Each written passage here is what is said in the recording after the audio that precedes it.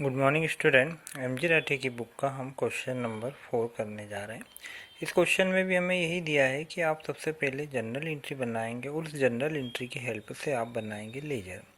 और इसमें लेकिन एक चीज़ आपको बहुत अच्छी दी है कि आपको जैसे हम जनरल एंट्री बनाते हैं तो बहुत से अकाउंट आते हैं उसमें बनावे, ये कैश, कैपिटल, पर्सन के नाम, सेल का, परचेस का, बैंक का, सैलरी का, कमीशन का। तो ऐसे हमें हर अकाउंट नहीं बनाना है इस क्वेश्चन में, केवल एक ही अकाउंट बनाना परचेस। कहने का अर्थ है कि जो जो जनरल एंट्री हमारी परचेस से रिलेटेड है हम उसी की एंट्री मतलब उसी का लेजर बनाएंगे और बाकी अकाउंट की हमें लेजर बनाने की ज़रूरत नहीं है। वो हम कैसे बनाएंगे वो देखिए आप। सबसे पहले हमें ट्रांजैक्शन दिया गया है कि नगद माल खरीदा, तो हमारी जनरल एंट्री क्या बनी, नगद माल खरीदा यानी परचेस। परचेस हमेशा डेबिट होता है, purchase account debit to cash account.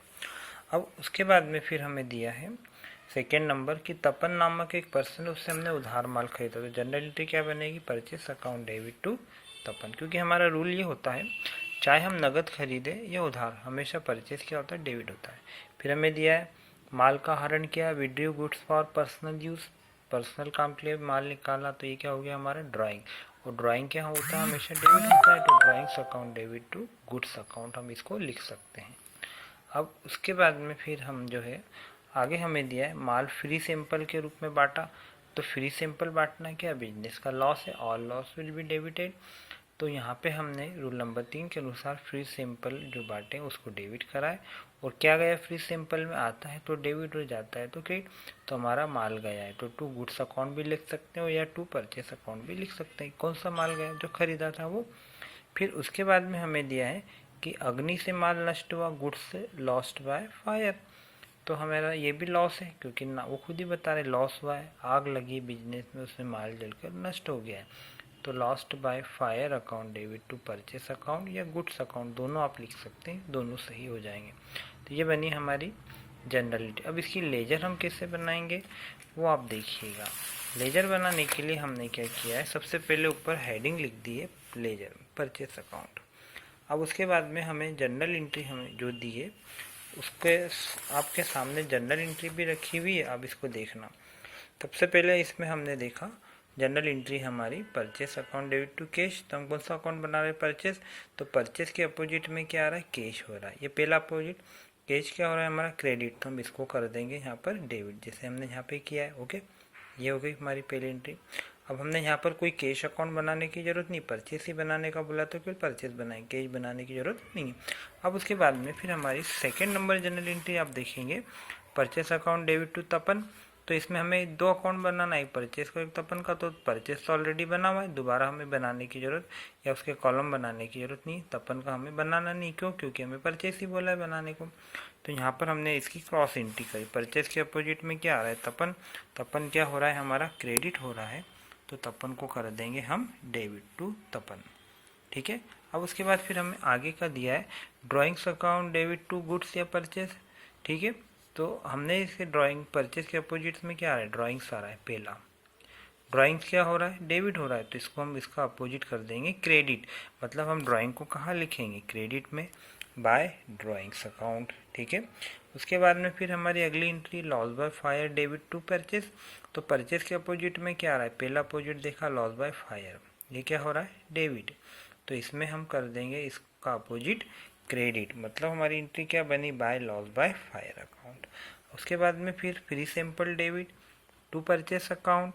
ठीक है, तो परचेस के अपोजिट में क्या आ रहा है, फ्री सैंपल, और ये क्या हो रहा है, डेबिट हो रहा है, तो पहला अपोजिट क्या आया, फ्री सैंपल, ये क्या हो रहा है, डेबिट हो रहा है, तो इसका अपोजिट क्या हो गया, क्रेडिट, तो हम यहाँ पे लिख देंगे बाय फ्री सैंपल अकाउंट। ठीक है, इस प्रकार से। अब उसके बाद में फिर हमने क्या किया, loss by fire account debit, ठीक है, टू परचेस अकाउंट, तो परचेस के अपोजिट में देखा पहला लॉस बाय फायर, पहला अपोजिट, ये क्या हो रहा है, डेबिट, तो इसका अपोजिट क्या हो गया, क्रेडिट, दो अपोजिट हो गए, डबल अपोजिट, तो यहाँ पे हम लिख देंगे बाय लॉस बाय फायर। अब सबसे इम्पोर्टेंट चीज़ जो मैं आपको बताने जा रहा हूँ वो समझ लीजिए।